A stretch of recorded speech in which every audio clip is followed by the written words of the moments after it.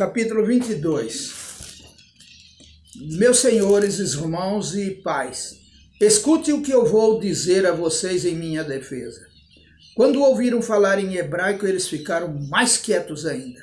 Então Paulo disse: eu sou judeu, nascido em Tarso, na região da Cilícia, mas fui criado aqui em Jerusalém, como aluno de Gamaliel. Fui educado muito rigorosamente dentro da lei dos nossos antepassados. Eu era muito dedicado a Deus, como todos vocês aqui também são. Persegui os que seguiam este caminho e fiz com que alguns fossem condenados à morte. Prendi homens e mulheres e os joguei na cadeia. O grande sacerdote e todo o conselho superior podem provar que estou dizendo a verdade, pois eu recebi cartas deles, escritas para os irmãos judeus que moram em Damasco. E fui até lá para prender os seguidores desse caminho e trazê-los presos, concorrentes a Jerusalém, a fim de serem castigados. Paulo conta a sua conversão. E Paulo continuou: eu estava viajando, já perto de Damasco, e era mais ou menos meio-dia. De repente, uma forte luz que vinha do céu brilhou em volta de mim. Eu caí no chão e ouvi uma voz que me dizia: Saulo, Saulo, por que você me persegue? Então eu perguntei: quem é o Senhor? Eu sou Jesus de Nazaré, aquele que você persegue, respondeu ele. Os homens que viajavam comigo viram a luz, porém não ouviram a voz de quem falava comigo. Eu perguntei: Senhor, o que devo fazer? E o Senhor respondeu: levante-se e entre na cidade de Damasco. Ali alguém vai lhe dizer tudo o que Deus quer que você faça. Aquela luz brilhante tinha me deixado cego. Por isso os meus companheiros me pegaram pela mão e me levaram até Damasco. Havia ali um homem chamado Ananias. Ele era religioso, obedecia a nossa lei, e todos os judeus que moravam em Damasco o respeitavam.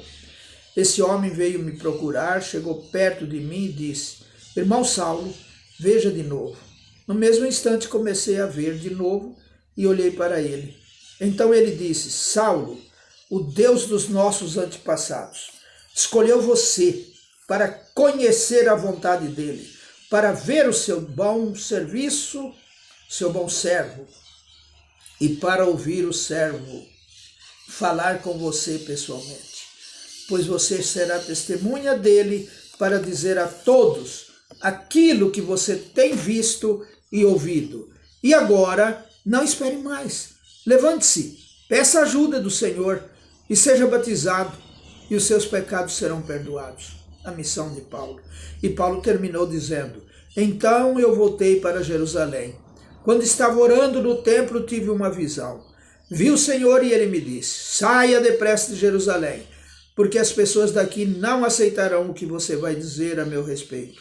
Eu respondi: Senhor, eles sabem muito bem que eu ia às sinagogas e prendia os que criam em ti e batia neles, quando estavam matando Estevão, que falava a respeito de ti, ó Senhor. Eu estava ali, concordando com aquele crime, e até tomei conta das capas dos assassinos dele. Aí o Senhor disse: vá, pois, eu vou enviá-lo para bem longe, vou enviá-lo aos não-judeus. A multidão ficou ouvindo Paulo até que ele disse isso. Mas aí eles começaram a gritar com toda a força: matem este homem! E ele não merece viver.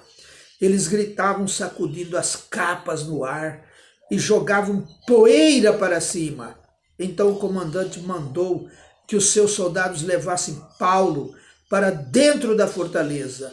Mandou também que o chicoteassem para que ele contasse por que a multidão estava gritando contra ele. Porém, quando estavam amarrando para chicoteá-lo, Paulo perguntou ao oficial romano que estava perto dele: será que vocês têm o direito de chicotear um cidadão romano? Especialmente um que não foi condenado por nenhum crime? Quando o oficial ouviu isso, foi falar com o comandante e disse: o que é que o senhor vai fazer? Aquele homem é cidadão romano. Então o comandante foi falar com Paulo e perguntou: me diga uma coisa, você é mesmo cidadão romano? Sou, respondeu Paulo. Aí o comandante disse: eu também sou, e isso me custou muito dinheiro. Paulo respondeu: pois eu sou cidadão romano de nascimento. Imediatamente os homens que iam chicoteá-lo recuaram, e o próprio comandante ficou com medo ao saber que Paulo era cidadão romano e ele tinha mandado amarrá-lo. Paulo diante do conselho superior. O comandante queria saber com certeza por que os judeus estavam acusando Paulo.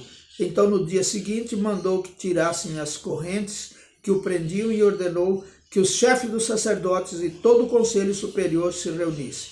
Depois mandou que trouxessem Paulo e o colocassem em frente deles. Amém.